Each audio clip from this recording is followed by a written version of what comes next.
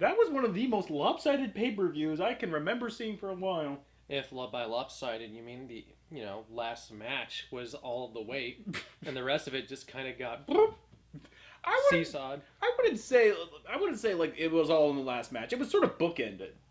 I mean, it began with a pretty good match, and it ended with a really good match. But in the middle was just a whole lot of nothing.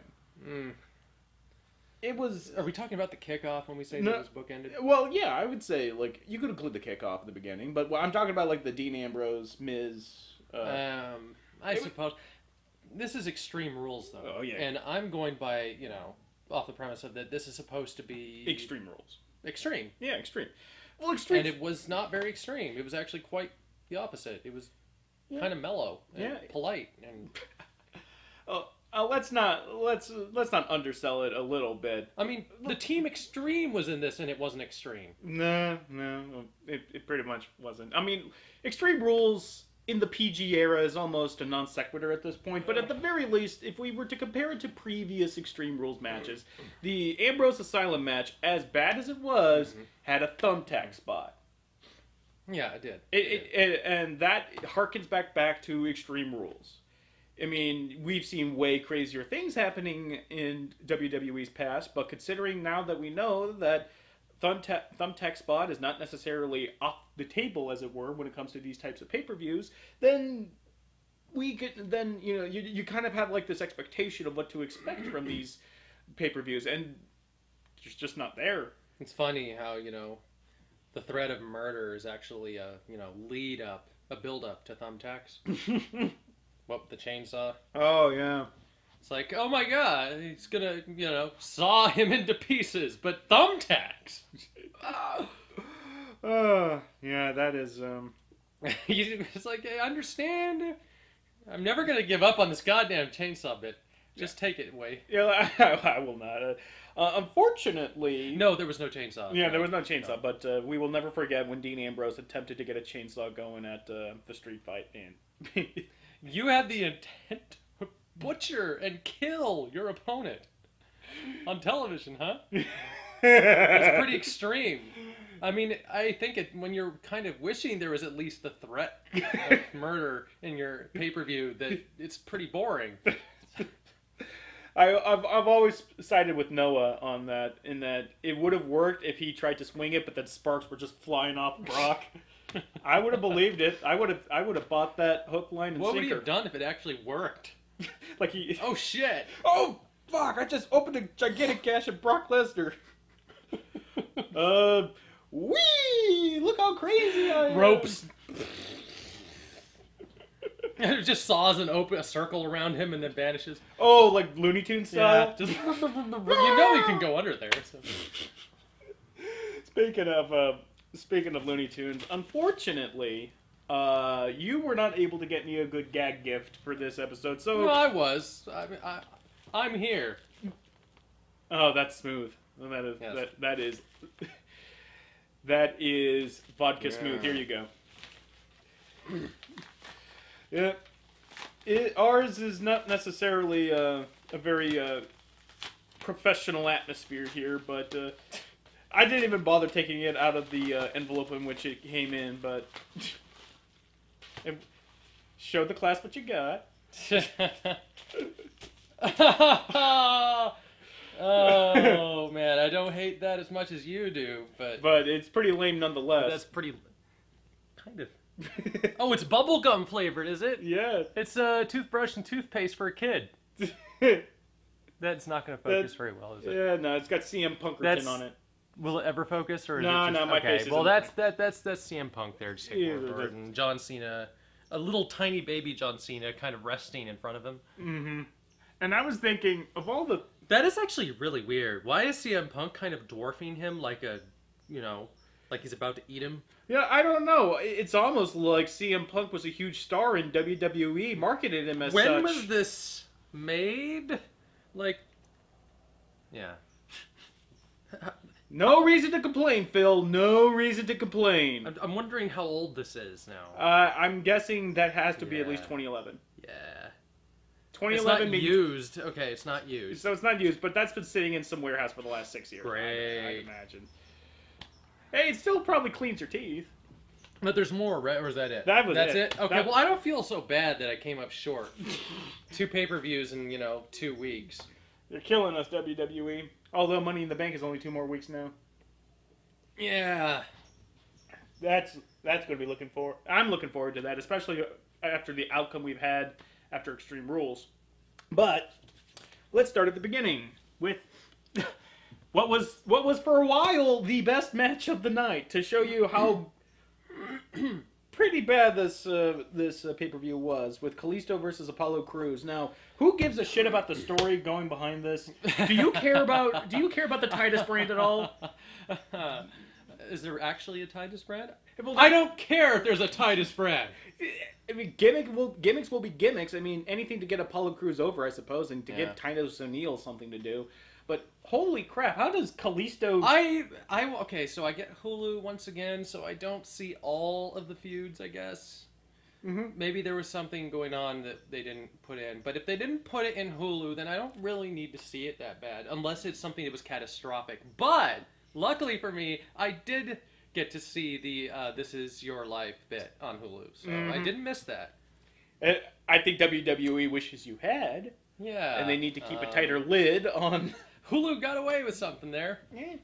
But... Like, what were they going to replace that huge chunk of time with? And some more build-up with Callisto and Titus O'Neil? I don't know. Let's just be square about it. This was... Alexa Bliss had nothing to do with how bad that was. Mm-hmm. That was shit writing with a shit feud between, 2 wrestlers that just don't work well together, in my opinion. And we will, certainly expand on expand on that. But back to Callisto. I mean, like, much like the moon of which he is named after, Callisto just seems to be orbiting around the universe, WWE universe, kind of aimless. Not really. It's just adrift in the initial open space, and he'll enter a feud with somebody for whatever reason, and you're just not sure why they're feuding, and that's certainly the case here. At the very least, he was the tag team partner of Apollo Crews for a while against when they were feuding with Dolph Ziggler, and I guess just Dolph Ziggler. Oh yeah, you're right. Yeah, that weird 2-on-1 match. Oh god, I forgot about that. Ziggler united those two, and that's the last that I heard from them. Or at least that Hulu allowed me to. Might have been for the best. But but to go back to like this beginning of this feud just seemed to be like, well, we need something for the pre-match and we need something to do with them, so let's just put Callisto in there. He's not doing anything, and at the very least, the match, the oncoming match, is between 2 athletic workers that know how to sell each other's offense really, really well. Yeah, no charisma, no story, at least for me, from my perspective, but lots of great athleticism, as you said, and really good spots. No botches, just solid short match. It's a kickoff. Yeah, it's a solid kickoff match. I mean, like, if you're using that feud to sell would-be buyers into the network, to see, like, hey, look at these great athletic people doing great things. Like, look at that spiking DDT into the mat. It's pretty incredible to see a big guy like Apollo Crews doing a lot of the same stuff that Callisto is doing. I mean, that's pretty cool. Like the standing shooting star press. And yeah that's great. Or whatever it is that he does. I don't really... That is it a shooting star press? Does he start in front of the guy and then... Or is it in back and then... No, like, he stands in front of them, does a complete... Yeah, so it is the standing shooting star press. So it's a standing shooting star press, and I love the afterward when he did it, and it didn't take care of Callisto, and he just goes up to Titus and like, I did the flip! What else can I do? I did the flip! It's like, you did a shooting star press. Even he, who did the move, doesn't call it the move. I did the flip thing! I did the flip! Yeah, underselling his own move. That is some... weird backwards ass writing. I don't know if that was necessarily or you say that to Titus after he kicks out, or if that's him trying to sound more desperate. Go do the flip again. Just keep doing it until it works. Just keep doing it until it works. It'll eventually work. I think you got at least 50 flips left in you. It's like JBL logic. It's just like one of these moves has to put him down. Yeah. One of these clotheslines will be Bring the him one. to hell. Purgatory. That one brought him to purgatory. Mm-hmm. Yeah, But as far as kickoff matches are concerned, it did its job, and it was nice and entertaining. It didn't overstay its welcome, which at the end of the day is all you can really realistically ask for. But wish there was. The only thing I have to say about it really is that it should not be the best match on the card, and for a while it was. Although, all right, I'll put it like it shouldn't have been the second best match on the card, which this is where the lopsided starts happening. Where at the beginning we had that pretty good kickoff match, and then we had the Miz versus Dean Ambrose match for the IC title with the stipulation that DQ will cause a champion transfer, changing of champions. So on one hand, like that, this is Extreme Rules. Why, like, there should be Why no is DQ there any DQ at all? Fuck. And that's why no matter how good any of the matches may have been, if they were, you know, or the ones that got, you know, pretty decent towards the end, it doesn't matter because they weren't extreme, and it's mislabeling this pay-per-view. You know, like if it happened on any other pay-per-view, or even if it happened on Raw, this is supposed to be our outlet, you know. So they're just trying to this put. is one of our favorite pay-per-views. Oh yeah, obviously not. I mean, let's see how far they can push that PG rating, I suppose. And they didn't even come as close as they did certainly in last year. But I was kind of dreading this match because one, I hate that stipulation. I hate like DQ can cause a championship transfer. I mean, on one hand, like the rules regarding the exchanging of championship belts has always been a kind of a peeve of mine, saying like you can't lose it on disqualification, you can't lose it on count out. It's ridiculous. It's always been. It's always been that way. So on one hand, just go get out of the ring and win by. Yeah, exactly. So why in the world would any champion just not like, all right, step out of the ring? The only thing that stops people from doing that is like, you know, A, that you don't want to look weak. Mm-hmm. So it's a, you know, ego thing. But B, it's that, you know, like Shane or somebody will just come out and be like, no, not in the new era. That's not how we do things. That's not how we do things. You guys are going to get right back up into that ring and finish this. It's like, well, then why do you even have that rule? Yeah, exactly. If every time it happens, you have to like come out and say no. So I get it from a booking angle. Mm-hmm. Like you need to maintain somebody's momentum, but you can't necessarily put the belt on them right now. So you have to make them lose in a way that can keep people, you know, keep both guys' noses clean. So I get that as a tool perspective, but from an audience point of view, that is no end of frustration. So to see that stipulation in place means that, all right, at least there won't be any monkey shines. At least, you know what I mean? At the very least, it's, you know, so there's a definitive end to it. There's going to be some kind of definitive end. Although, as I said to you during the match, I was like, why doesn't Dean Ambrose just say, like, well, if you're trying to play mind games with me and say, like, there can't be any DQs, then why don't I just sit outside and just wait it out? Nobody said anything about no countouts. It actually could have been good because then, like, it could have been an entire match of The Miz trying to get Dean getting back into the ring. Mm-hmm. It's like, and then he just rolls out the other side and just, I don't know. I'm not that gonna would have been kind of funny. Yeah, like no, it would have been no funny, and it actually would have played into his character a little bit. Yeah. It's not that he's avoiding a fight; he's just trying to beat Miz at his own mind game. So he just keeps going back in there. He's like, I gotta roll you back in. And let's face it, seeing Miz just kind of like getting frustrated as he just keeps rolling in and out, it's like that would be hysterically funny, and it would have been. I guess you could say like it would have, if that kind of match were to happen on any place in the card, it would have been nice to happen at the top of the card, so that way nobody's air would have been let out of their sails. Yeah. So just to have that. That would be a perfect place for that match. But, you know, but instead we actually had an actual honest-to-God match with a story being written that neither Miz or Dean Ambrose can disqualify themselves. Otherwise, you know, nothing is accomplished. So, but from that angle, they actually told a pretty good story as far as in the ring is concerned. With Maurice, you know, with Miz trying to get Maurice to slap him as to, you know, try to fake out the referee. That was pretty good, which did lead to a valet valet is supposed to do and distract the referee and roll him up for the pinup. And I'm actually glad that Ambrose lost, but not by disqualification. Yeah. So it was as clean as you could get a heel like Miz to win. It was about as clean as he could win. Yeah. And still had that heat attracted onto him. And the match itself, outside of the storytelling, was actually pretty good. I mean, outside of outside of Ambrose's refusal to sell, worth a damn.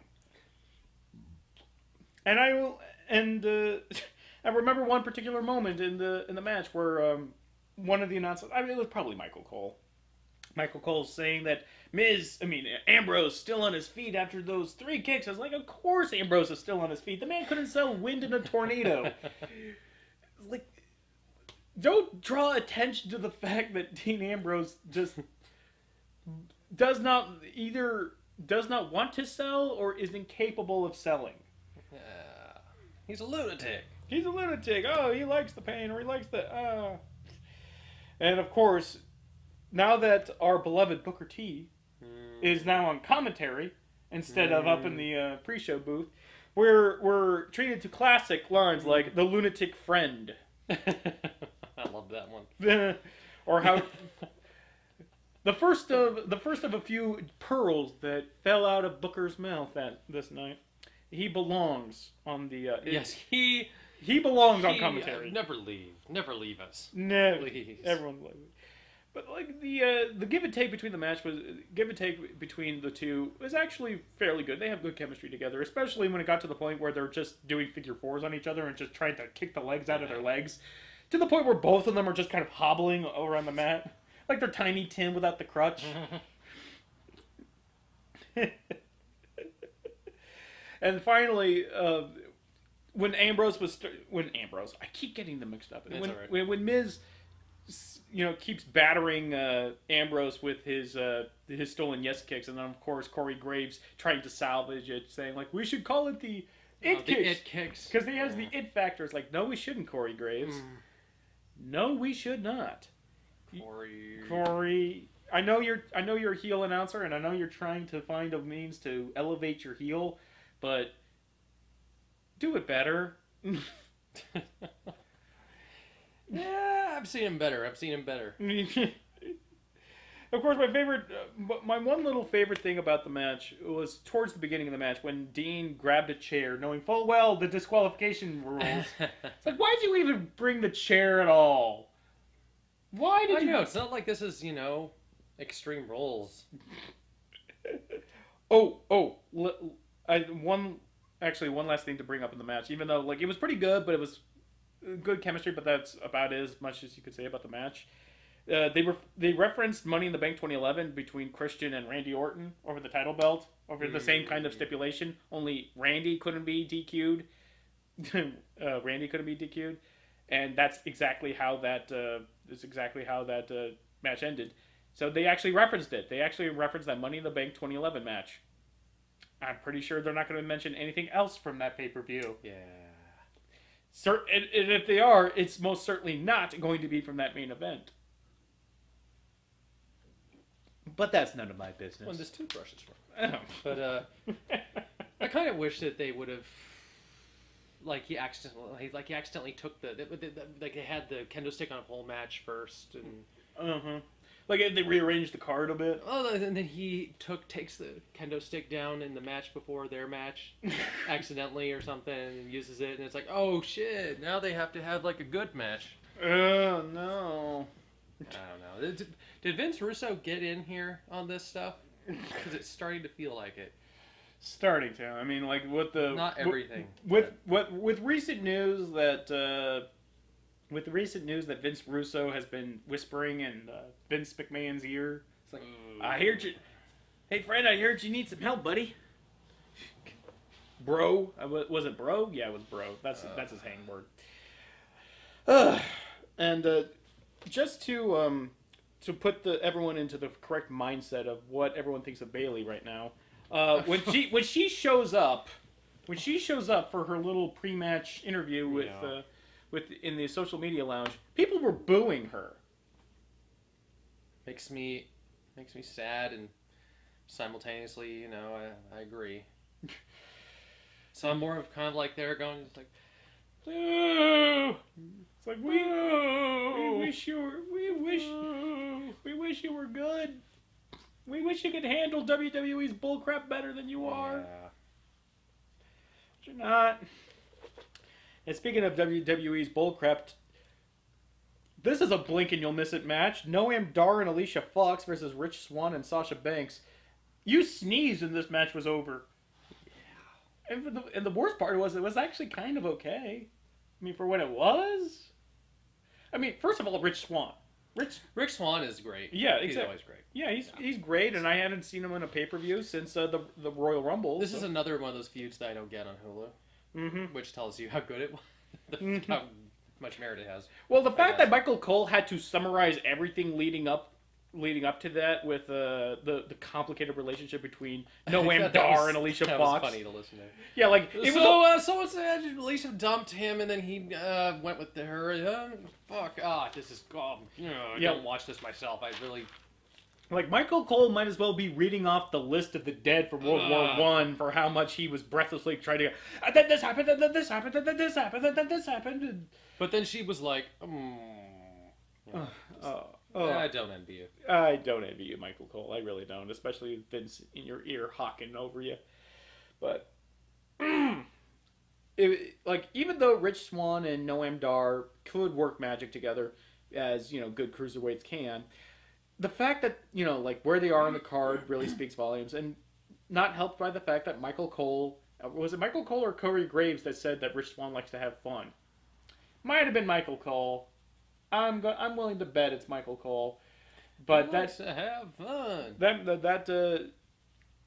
That ringing endorsement and poor Sasha Banks main eventing Hell in a Cell just a few months ago. Now in this throwaway bullshit match where the highest spot she does is double knees to Noam Dar, and Noam Dar does a corkscrew 450 and wins the match within 8 minutes. In a match you could easily see on a I dare Raw. say she's appropriately placed on the card now. Yeah, I mean I'm not a fan. I'm not a. Don't dislike her. Not a big fan. I'd like her more if she were heel. I do. She's not a good face. Honestly, I don't know. I mean, her and Alicia Fox did pretty good together for what little they had. I never really got to see a lot of Alicia Fox at any point. I think somebody pointed it out on the IWC that her getting that pinfall victory over Sasha was the first time she won in over a year and a half. Damn. I know. That's just and from what I've seen of her, she's really good, and she's got great ring awareness. She's kind of charismatic. I never hear her on the mic. No, but I'd like to see her doing more. Oh, speaking of on the mic, we almost forgot to talk about this, but Nia Jax. Oh no, Nia Jax. You're being booked as this tall behemoth, unstoppable force in the women's division. Maybe you should not talk like you're a valley girl. She talks and has the mannerism of a gay man. Yeah. Of a stereotypical gay man. Thank you. Of a stereotypical gay man. Just she rolls her eyes and she kind of talks in that flat, It's awkward to talk about it. It's awkward to talk about, but it is very much kind of removing you out of that. Let's just say that she doesn't sound quite the way she acts in the ring. It's not. It's more than just that, though. It's not that she the sound of her voice and her mannerisms and talking just feels. She just feels I hate to say it, but she sounds like a diva. Back in the diva. She kind of does. Yeah, in the divas division, that's how they would talk about each other. I'm not a fan of the I'm gonna I'll go over there and snatch you ball kind of crap that I've just been hearing a lot from Naomi, and I guess now her is spreading. Yeah, I don't like that stuff because it's really it's throwbacky, She has the mannerisms and talking points of a women wrestler in 2011. It's way too regressive. 2011, 2010. Keep that stuff buried. please. Yeah, like You're not like most girls. so. That's your gimmick. You are not like most girls. So stop acting like them. Stop acting and stop talking. Most importantly, stop talking. I shouldn't say acting. She's great in the ring, but stop talking. But just stop talking like yeah. most girls. If one must use, I mean, like if that's your voice, if that's just your tone of voice and nasally kind of, that's fine. But it's not just the tone of voice. It's mostly what you're saying. It's what you're saying and your mannerisms as well. Like we'll get to him later in the match, but Neville has that accent, but he puts on that rasp when he's evil. So like when he has that heel, he's evil. And he's evil, yes. Yeah, evil. Yeah, exactly. But he affects his voice for the mannerism that he's going for, and like trying to keep and when you're being booked as this, I'll say it. I might as well say it rather, like the Brock Lesnar of the female division. Well, yeah, she is. Yeah, very much so. Like you're not like the last thing we want to hear is like you talking like everyone else.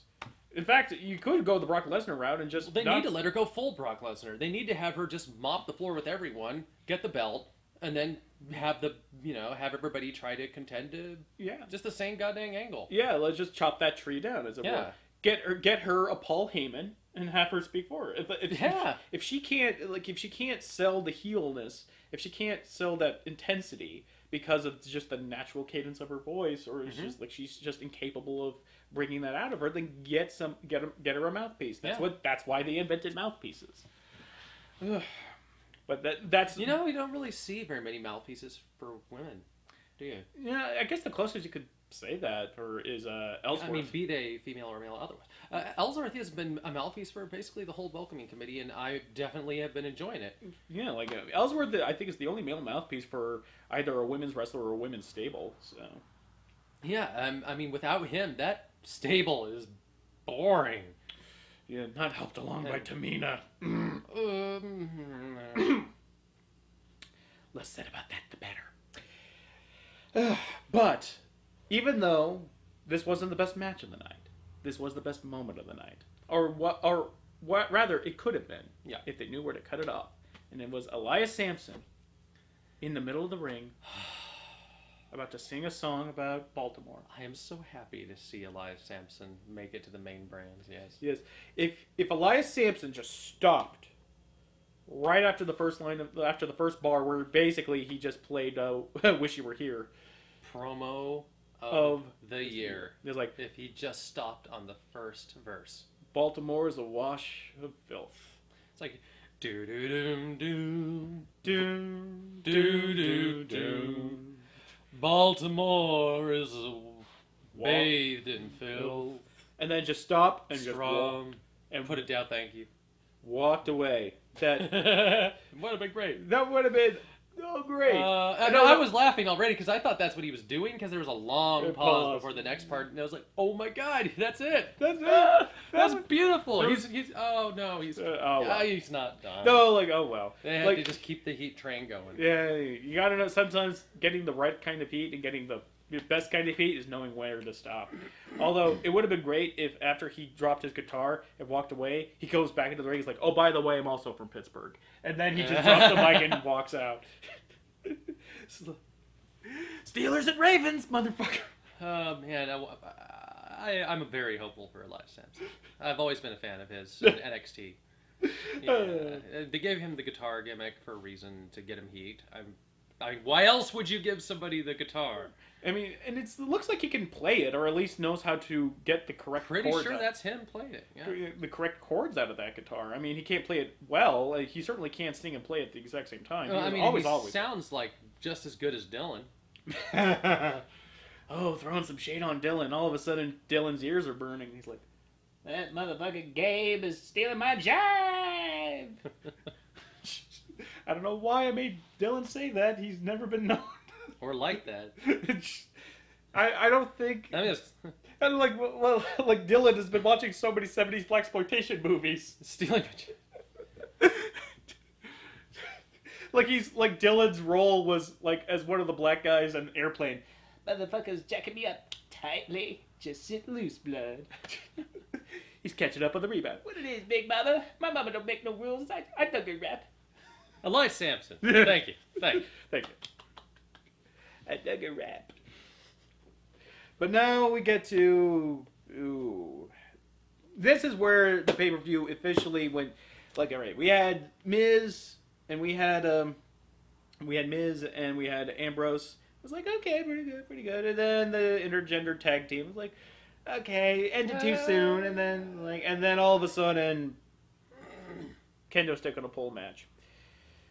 I don't know. Worst match? Worst fucking match. Because it was not hardly a match. It was more like an instigation that happens after a promo. All right, all right, we're in agreement that it is the worst match of the night. But is it the worst match of the year so far? I mean, I'll have to really think about it because a lot of bad matches are just forgetful matches. Was there a botch? There might have been, but if there was, who knows? Like maybe that kendo stick, dropping the kendo stick, was a botch. Oh, there was one thing. Not their fault though. It would be the set design. Who sets up everything? What are they called in the business? Like the people that set up the ring and just prop men or like stagehands. Stagehands. I don't know what their term is, but whoever set up the kendo stick on the pole set it way too low, and almost comically low, to the point where when they had to get up on the turnbuckle to reach it, let's just say Alexa Bliss was already head to head with it, pretty much. Yeah. So that gives you. So. Yeah. I mean, it's not their fault, but that really just lends itself to the hokiness of it and the bad booking of it and just the general nobody gives a shit about this. And like, you got two people on the turnbuckle trying to reach a kendo stick that is eye level with them. And it looks ridiculous. It's not helped. They're having to crouch to pretend that it's higher. Oh God, that was embarrassing. And it's not helped by the fact that they're not the tallest women in the world, especially not Alexa Bliss. No. So, if I was standing in the ring, I could probably just, literally take it off the pole. Without being on top of the turnbuckle. At all. They made a boo-boo. I mean, I'm not the tallest guy in the world. I'm 6 feet. But if I got on my tippy toes, I could probably just take it off. Yeah, I mean, give a little jump or something. But, yeah. Yeah. I mean, that's way too low. You guys put it too low. And I guess I understand. It's better if it's too low than too high. Mm-hmm. Because if no one can get it, the match never ends. Well, remember, the stipulation wasn't that. Actually, there was a stipulation, but who gives about the stipulation? But we'll get back to that little point. But the stipulation was just like a pinfall. The stipulation was stupid.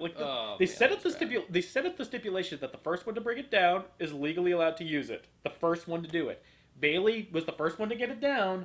But then she dropped it, and then all of a sudden the rules changed and say, whoever can grab it can now use it. And then Bayley grabbed it again, but then Bayley being Bayley, read a chump. Okay, so it basically it started with whoever gets it down. Yeah. And then it was whoever picks it up after it's down. And then it was just anybody. Because then it could change hands. So it was never... The whole thing was a bullshit. It was a lie. The whole thing was just a stipulation. Unless what they meant from the beginning is that it's legal for whoever is using it. Which means... It's just... Which just means it's legal! Which means it's legal. It's just whoever can grab it first. Just, gets advantage by using it first. I guess what they meant to say is that whoever got it first would clearly be the winner. Because they'd be able to beat the shit out of their opponent with it. Mm-hmm. But then that's not much of a match, and we've seen kendo stick matches before, and that's not how it goes. Even women's kendo stick matches we've seen before. There was one at TLC with Carmella and Nikki Bella, I believe. Yeah. Otherwise, it would be like she gets the kendo stick off the pole. Mm-hmm. They ring the bell. Ding, ding, ding. All right, you're a winner. Alexa Bliss. You may now beat the shit out of Bayley. And then they have a Benny Hill scene running after her off stage. Yeah. But unfortunately, she was the one who got it first, and according to the stipulations that they said themselves, she was the only legal person to allow to use that. But apparently the rules change, and then because Bailey's a chump, and she's like who hesitated, and she just got trounced on, and then Alexa just took and just walloped the hell out of her and just pinned her 1, 2, 3. The only good thing about this match was that it was mercifully short. Yeah. But I cannot imagine. This is the lowest point for Bailey. Yeah. She really. This is an epic burial. Like, how in the world do you get behind Bailey now? Yeah. You went into a sport where you're supposed to inflict pain, and you don't like inflicting pain. It's like you're not going in here to inflict pain, so you're just going in here to do anything to win. She never even got a single hit out of that kendo stick. Nope. Which was like I thought the point of this was supposed to be like, okay, Bailey can get to business, but no. Like, no. She's just God. This is the book. Everything about this match was wrong. She left her heart in NXT. Mm-hmm. I would say she left. She lost her title in San Jose, but she left her talent in NXT. Oh, God, it hurts. It hurts. Yeah, but I miss the old Bailey. I think we all do. But like, this has been going on for about a year now. She's been on the main roster for about a year. Yeah. And as far as I'm concerned, she's still just no. She's not here. She's just not here. Yeah. Which, is what it is, but it will take a Herculean effort to get herself out of the hole she's dug herself. Well, WWE handed her the shovel, but she, for some reason or another, whether by hook or by crook, is just determined to make herself look like the biggest chump on the entire roster. Sting was less of a chump back in the early 90s. Like, hey, let's tag team together. Let's tag team together, Ric Flair. You won't betray me. Yeah.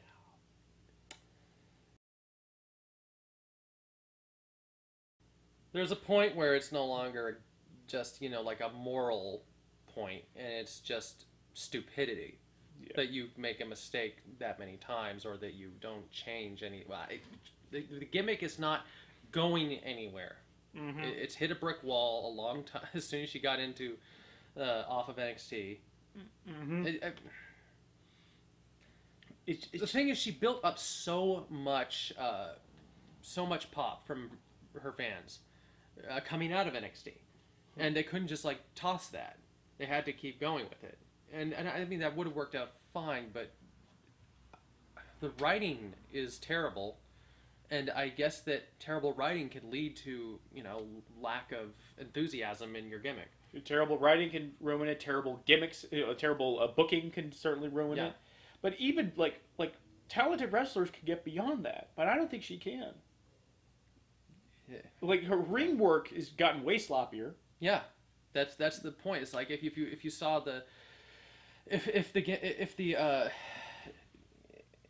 if the story was going the way it was and she was doing great in the ring, it wouldn't bother me as much because I know that stuff happens and you can change that.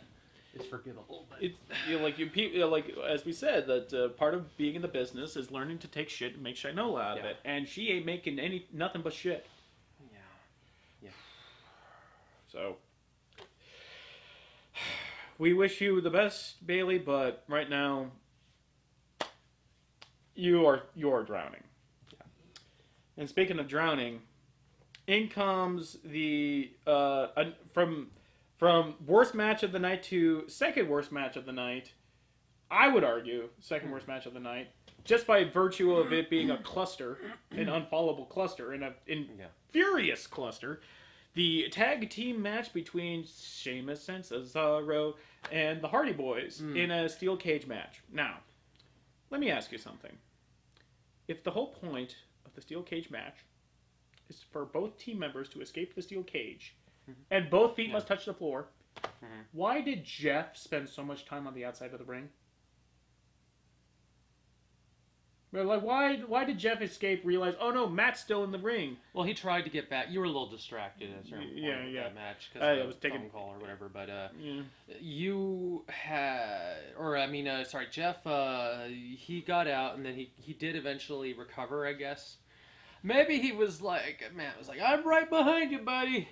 And he was like, okay, but eventually he realizes that Matt's still in there, and he tries to get back in. Yeah. And he gets, big booted by Sheamus or whatever, and Brogue kicked, yeah. or sorry, Brogue kicked, because they're both very different. I mean, like, as we all know, the Scorpion Death Drop, Scorpion Death Drop and the Slop Drop is basically the exact same thing. And when Sting latches in the Scorpion Death Lock, it's totally different from the Sharpshooter. So he struggles.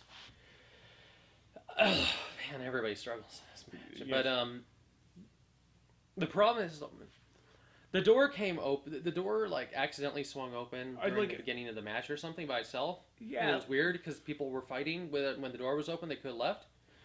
Why did they make it for the bit? And then the referee shuts it, but the referee was not much better. It's like, do I keep the door open or closed? He was like a cat owner just waiting for his cat to come in or outside. Oh my god, do you want in or out? So he just, every time, you guys know how cage matches work. Like, it's stupid to begin with because the idea is that it's supposed to be hard to get out. You're supposed to have to climb over the cage, but they have that other stipulation of, or if you're really big, like the Big Show or something, you can just walk over to the door and we can open it for you, you can leave. Stupid, but... Don't book Big Show in a cage match then. Yeah. If you can't climb a cage, don't book him in a cage match. Yeah. So that's kind of dumb to begin with. But this referee, there was no padlock or anything that you have to keep opening to... And I guess I understand why. Mm-hmm. Because there have been so many times where people couldn't open the padlock. And it took forever. I don't know, but But the referee kept opening and shutting the door to the cage, but not when people approached him to leave, which is what you're supposed to do, which is how it's always been, as far as I remember.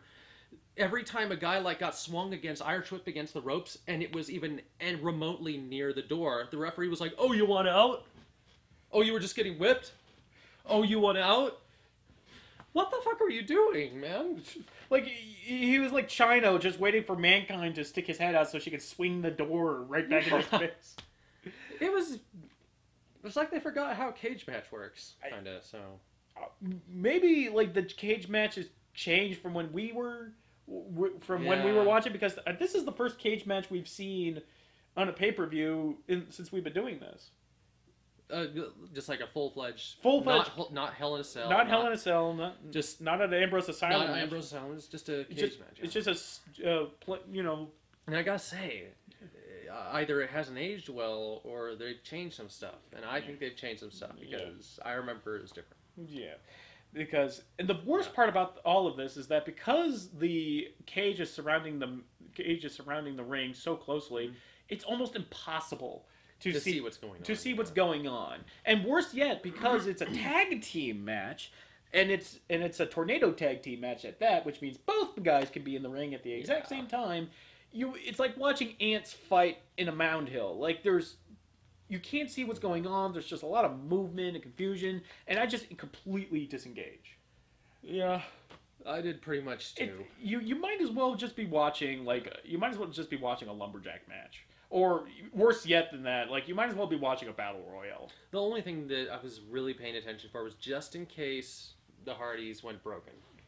And it didn't happen. It did not happen. Although there was a nice swanton bomb off the top of the steel cage. But at that point, it might as well be expected out of the Hardys. Yeah. Especially out of Jeff. Yeah. What did he say in the interview? I might get off a swan bomb. Swanton bomb or something swanton bomb. Yeah, swan bomb. I don't know where he got the ton part, but anyway.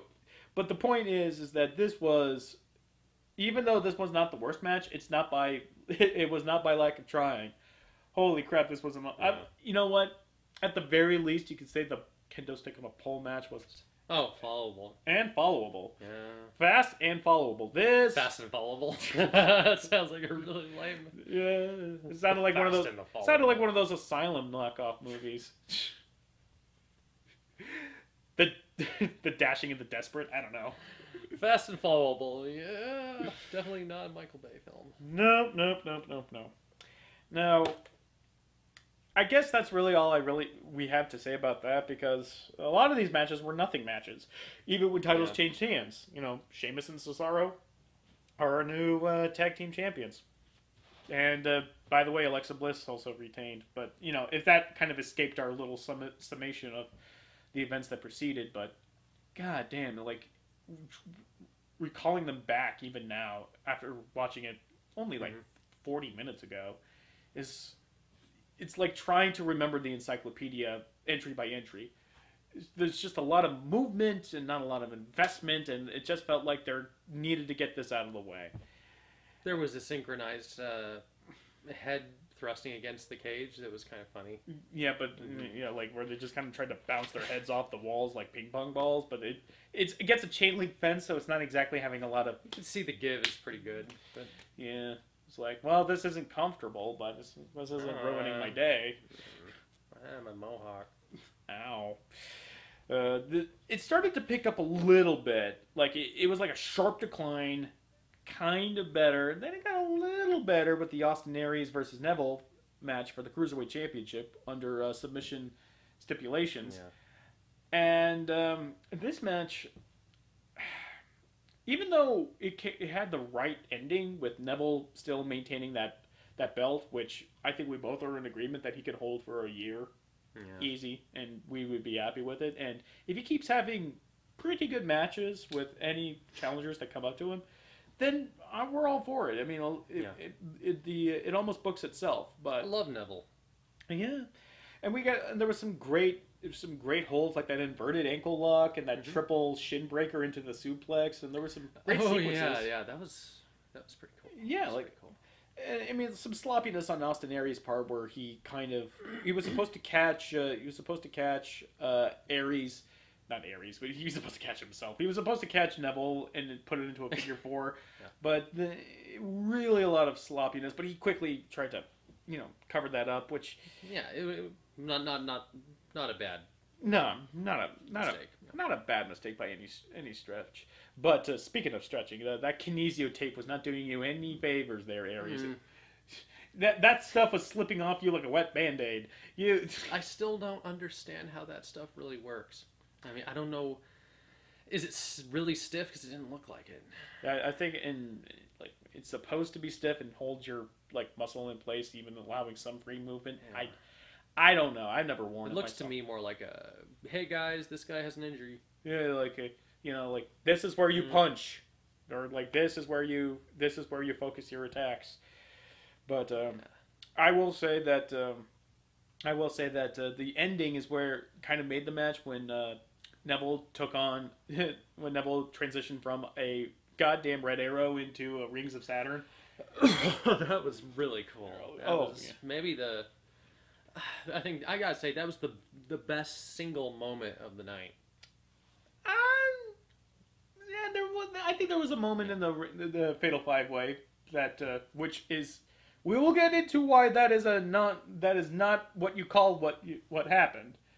There was a moment or two there that I think can rival it. Okay. But I'm going to completely agree with you on the fact that was. If if you hadn't seen the Red Arrow before and you saw it for the first time, you would definitely say that was the best moment. Oh yeah, but still, just seeing him do it from that into a Rings of Saturn was just the little cherry on top that made it for me. It was really cool. Oh yeah, like the Red Arrow, like seeing him land the Red Arrow is as close to this generation as we'll get as to seeing Stone Cold land the Stunner. Even though I can tell you one of these takes more effort. One takes way more effort. It takes a lot of load time, as it were. You want to see the closest thing to seeing Stone Cold doing the Stunner? That would be Amber Moon doing her Eclipse. Ember Moon, you mean? Did I say Amber Moon? Yeah. Ember Moon. Well, not far. Not far off. But no, Ember Moon doing her Eclipse. Until I see it in a big enough location where I can hear the appropriate popness, I don't think. Well, I can understand that the move pops and you get that loud crowd reaction. Yeah, but she does a flip into it off the terminal. Oh, of course. But hearing every time he does the Red Arrow, it's like, you haven't heard us sound like that unless Stone Cold's landing a stunner. That's true. But again, the match itself, even though Hashtag ban the eclipse. but seeing the match itself basically boiled down to how many times can Austin Aries box box the Dr. Scholl's inserts that Neville's calling ears. Oh, that was a great little bit where he did an evasion of Neville into a cartwheel, and then into a boxing of his ears. It was just like, if there is a weak point to his game, you got to get him by the ears. I'm just waiting for somebody to try to like leg lock his arms and then just pull him by his ears upwards until. Come on, tap. That's seriously dangerous for the ears. You're tearing up. It's so beautiful. Yes. I mean, it was. Am I? Okay Yeah, you are. God. Allergies. Yeah. They've been terrible this season, at least around here, in the wine country. Mm-hmm. In the wine country. Like, the Wonder Woman. It was terrible allergies that night. I was willing to give you the benefit of the doubt that it was allergies this time around, because what in the world could you be crying about? Yeah, exactly. There was nothing so beautiful tonight that I would. It's like Bailey got married. Ah. Oh no, I was accidentally right. But unfortunately, look, she's going up against Alexa Bliss. One of these two things is kind of.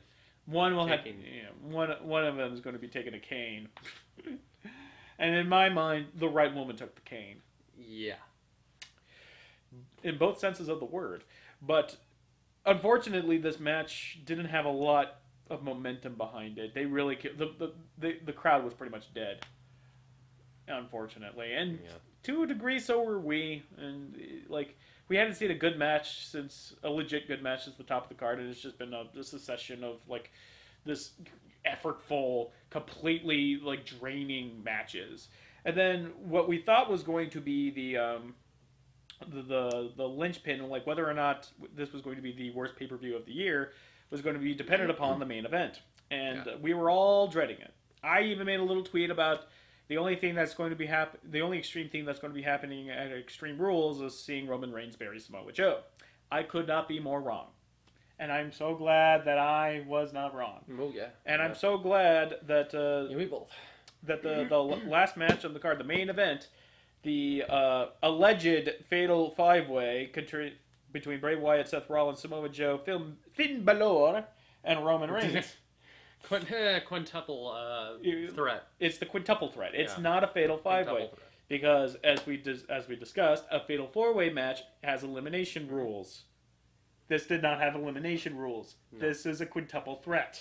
Single elimination. It's single elimination. This is just whoever can get the pinfall first, or get the submission. And we thought this was just going to be a blur of a match, kind of. Like, it's just going to be a lot of people just doing a lot of things at once.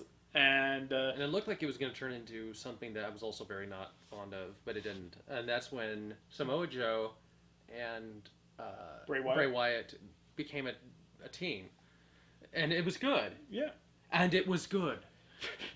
But I was really, I don't know, I'm so surprised that they didn't do this. They didn't make it a tornado tag. Like, I thought that it was going to become a tornado tag team where against, like, one team versus the other. Because that's what happens. Well, two guys come together, two other people come together, and then actually there'd be one left out in this circumstance. Yeah, Roman Reigns, right? Roman Reigns, exactly. And then he comes in and beats everyone. Yeah. Well, that's sort of how it happened. Like, it started. It's just like Seth immediately went after Samoa Joe, and Bray immediately went after Finn, and they started fighting, and then Roman was just kind of like, okay. There was a funny moment in the beginning. Yeah, that was... where he was doing idle animations in the middle of the ring. Boosting up his taunt bar, his crowd bar. Yeah, like he's just kind of doing like a just getting ready for the battle. Cherry pickers, yeah. But it was pretty funny. Oh, it was pretty good. But when that uneasy alliance happened between Samoa Joe and Bray, that was where the match started shifting into I would argue, an actual main event caliber event. And we saw a number of pretty brutal spots, if we could be perfectly honest. Like when they picked up the steel steps and they just ran roughshod literally around the ring. And, that was funny. Yeah. I think they did a full rotation around the entire thing. Pretty much. It kind of reminded me of an old Super Nintendo boss fight where you had to dodge the thing. Like if you were on some floating platforms, they're like, oh no, you got to dodge the buzzsaws. It makes its way around. That actually would have been a good spot. Like if Seth Rollins had to like dive over it as they were charging him. That actually would look cool. That really actually would have been cool. It would have been cool. That's a cool spot. I'd like to see that. I think you just hit on something for SummerSlam. Yeah, that'd be cool. That would be cool. But to see, like, it really did become like the give and take towards the middle of the fight, going towards the end was it did well to really leave you guessing who was going to win. For a while, I thought Seth was going to win because he got knocked out pretty early after he took a nasty-looking DDT to the steps by Bray. It looked like nap time was going to be going in his direction for winning. And several spots that we wanted to mention, or little moments that especially made us laugh, was a little Finn Balor, doing the Arnie steps. No! Oh my God! Did he watch Commando or something before this? Because he was Arnolding out the entire match. Just every time he was doing Arnold stomps. That's what they are now, I guess. But he was people would run up to the ring and stomping them out. No, I'm not like making this up. He really did this. Yeah, like the thing that made me laugh the most is that first stomp. Yeah. He didn't hit his head. His foot cut the rope, so he just kind of bounced his foot off the rope and pretended it sold it like a stomp. That was pretty bad. That was pretty bad, but kind of no worse for wear out of it. And for some reason or another, I don't know what possessed Bray Wyatt to do it, but after him and Samoa Joe just launched him into the turnbuckle, camera whips around to look at Bray Wyatt, and he's just doing a cover girl pose on one of the announce tables. Whether intentional or not. Like, he was just like, paint me as one of your French girls. This ridiculous looking pose that I wish...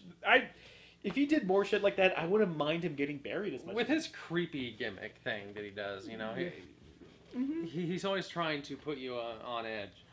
So you never know if he's doing it on purpose or not. You never know. Yeah. And when the alliance continued, when they were just when Samoa Joe and Bray were just beating up Finn Balor, and they set the chair in between the turnbuckle, and unfortunately Samoa Joe got launched into the chair, and it was a brutal spot because that chair ricocheted very wildly. It almost looked like... Oh, yeah. That was probably maybe the second worst looking spot of the night. Oh, yeah, definitely. It looked good from a selling point of view. Like, that had to hurt. Like, it ended up being the lead, not being the worst spot or botch or whatever you want to call it. But I don't want to sell like this happening as like, oh, that shouldn't have happened. I mean, from a health perspective, yeah, that shouldn't have happened. No. But from like that, you would have been... The stand of the chair could have taken an IA. Oh yeah, like it like whipped like that way.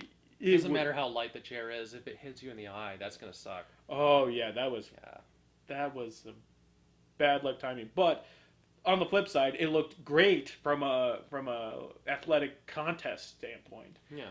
So I mean, maintain the health of your workers, but something like that, as long as no one's really hurt, you're not going to lose sleep over. Dare I say extreme? Not extreme enough, but it's touching the hem, as it were. Like it should have actually taken his eye out. Yeah. But yeah. But as soon as Finn started the comeback after Roman and Seth were done sleeping on the outside of the ring, and seeing Finn, mount that comeback, really lit me up to the fact that Bray was just the workhorse in this match. He was in pretty much every single major spot. He was always with the ticket. He was, mounting a credible amount of offense thanks to his partnership with Samoa Joe. And when people were making the comeback, it was always on Bray. Finn, just pounding away on Bray, and then using that momentum to deliver a mother of all bicycle kick off the apron to Roman. Now there we have the single like that was worst spot of the night. Or how do I say? When it looked good, it looked great, but it was the most. It was a shoot. It was like a shoot. Yeah, kick. Thank you. It was a shoot kick. It was the worst shoot of the night where Roman's nose caught too much of his foot, and it. Oh, I'm surprised his nose wasn't broken. I wish they kind of wanted to see that. I know it's sick, but I wanted to see that in slow motion. Yeah, I mean, just because like he deserved it. He took the kick. Might as well put it in slow motion. Yeah, like he put his face on the line and for our entertainment. And it looked amazing. Let's use every bit of meat on the bone for that.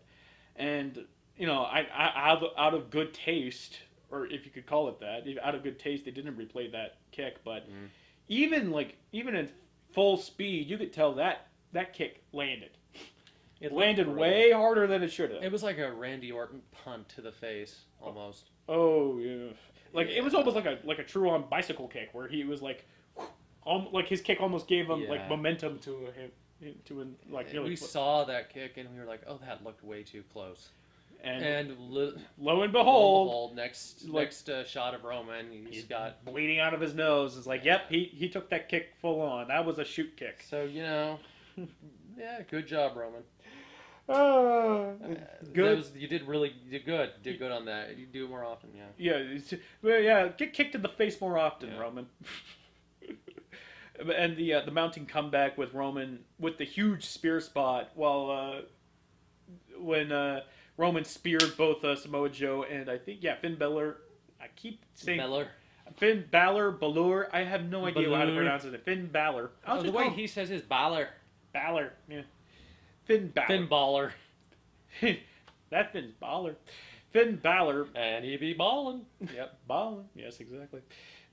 Speared them both through the barricade. That was a nice, crunchy spot. And then there's Bray still splayed out on the announce table and leading to Seth doing a frog splash onto him and just smushing him out. And I was thinking, who was going to take the pinfall? And I was like, well, you can always pin it on Bray. Pin it on Bray. Bray pin cushion Wyatt, just that just seems to be his lot in life. Always at the main event or touching the hem of the main event, but never actually making an impact other than to give an easy out towards booking. But that didn't happen, and thank God it didn't happen. And as soon as Finn managed to get a little bit of momentum going, including landing the coup de grace on Roman, which also happened after finally Seth and Roman started having it out and started landing pretty much all their offense on each other, including the Superman punch, but not the pedigree and not the Kingslayer, oddly enough. I guess they're still trying to keep that up the arsenal. He made an attempt. But it didn't land. But they're keeping that up the sleeve for bigger events down the line, I'm sure. But to see him try to land the frog splash on Roman, kicked out, Superman punch on him, kicked out. But finally seeing, the coup de grace land on Roman, and then all of a sudden in comes Samoa Joe with the Coquina clutch. With the coquina clutch. That's a mouthful for me. Coquina clutch. Coquina, I think so. Yeah, it's coquina is what I... Coquina with the clutch. We'll call it the clutch. Yeah, coming in with the clutch in the clutch, where he really looks like a freaking constrictor. Oh yeah, where he just basically shh, no more dreams, and it finally he does it on Finn Balor. Balor took the fall, and in comes Samoa Joe, and he's going to be facing Bray Wyatt. Broccoli Lesnar. He's going to face Broccoli Lesnar for the title at Great Balls of Fire.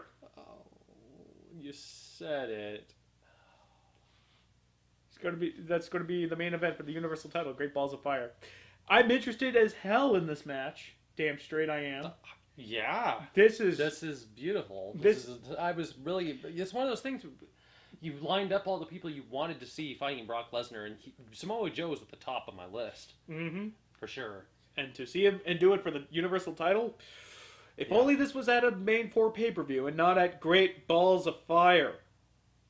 That's the only dour note on this symphony. But how many times are they going to say "goodness gracious"? How many times? Too many. That's the correct answer. Mm. Too many. So, while the last match on the card was a lot of fun with some good spots, the right guy won, and everyone came out looking like $1,000,000, and it's leading to an exciting match somewhere down the line in about 5 weeks. Despite all that, Extreme Rules 2017, yeah. Wasn't extreme. Yeah. I mean, I'm trying to look at it as it is and not paying too much attention to the title of it. I mean, like, would I have enjoyed this any more if it were, like, say, Payback or if it were Battleground? Yeah. And no, I wouldn't. I wouldn't necessarily. It wouldn't have mattered. This wasn't even a good pay-per-view without being labeled that way. Yeah. It's just the fact that it didn't meet any of the expectations of being Extreme Rules that takes away like anything good that happened from this as far as overall quality. I mean, there were good things that came out of this pay-per-view. But it's just, any of that is just rendered kind of... I mean, all right. I look at it like, this is a faulty piece of foundation. There is just no way around it. But it's still going to be used to build up into something that we want to see further. You bring back the Hardy Boys in time for Extreme Rules to do this? Yeah. I know. That's... It's like... so much wasted potential, and so it's... If this isn't the worst pay-per-view of the year, this is definitely the most frustrating. I don't think there's any argument there. Now, whether as we reflect on the year, as we get towards TLC, I'll wager that this will be in top 3, 2. Bottom, of the worst pay-per-views of the year. Yeah. I mean, like, yeah, it's definitely. hard to argue against pay-per-views that didn't do anything for anyone and didn't, like, end matches didn't matter at all. Payback 2016. No, Fastlane 2016. That was... Yeah. Fastlane 2016 was just... Ugh, still the worst one we've seen so far. Although Payback was a close second. Yeah, because, I mean, this one has it has some stuff. It has the promise of Samoa Joe versus Brock Lesnar. Got something done, and we have something to look forward to, which is way more than I could say about that POS. Yeah. Oh, and one last thing before we sign out, I have to make the one mention. Somebody, I don't know who it was. Somebody in the crowd brought a Raw is War microphone thing. And like the camera caught it like in the lower right hand corner during the quintuple threat, and I'm just wondering, what was it? It's like not like a balloon, it's not like a toy or anything. Well, I know they've always had like those toy microphones, the WWE microphones. Yeah, but nobody but they don't sell the Raw is War microphones, and I don't think they used to. I don't remember them having the toys of the mics around back when it was Raw's War. Yeah, like during the Attitude Era. No, that's way too kiddie. It's possible that it was like... Did like a mic fall into the audience like a baseball and they caught it and now it's theirs? But why? Then they just kind of bring it with them. Bring it with them to every event they go to. It was so huge in the frame. It's almost like somebody prop build a Raw is War microphone. And I'm thinking you could just get a big microphone and just put a logo on it, sticker. Now that you think about it, somebody tried to cosplay like Michael Cole, like Attitude Era Michael Cole. I'm Attitude Era Michael Cole. I got this weird spiky haircut, and I'm shorter than everyone else by a good foot. Oh man, I am so out of my element here. I like to think that microphone is actually hollow, and he's sneaking booze inside. Especially after a pay-per-view like that. Dear God, that's screw. Yeah. Go. Yeah, it wouldn't be the first time that somebody tried to mix wrestling with booze, nor will it be the last. But Extreme Rules is done. It was very disappointing. It was very frustrating. Good outcome in the end, though. Mm-hmm. Hopefully, Money in the Bank will have a lot more net positive things to say about it. At the very least, we will be privy to the very first women's ladder match for their own Money in the Bank. Yeah. So, even though it will be a glorified bring out the women match, At As least, you do. as you do, at the very least, it has stakes. Yeah. It has immediate ramifications, and there is an intriguing gimmick to it. So, Looking forward to it. If you're going to do it like that. Definitely. Yeah. So, see you all in 2 weeks. Speaking of booze and wrestling.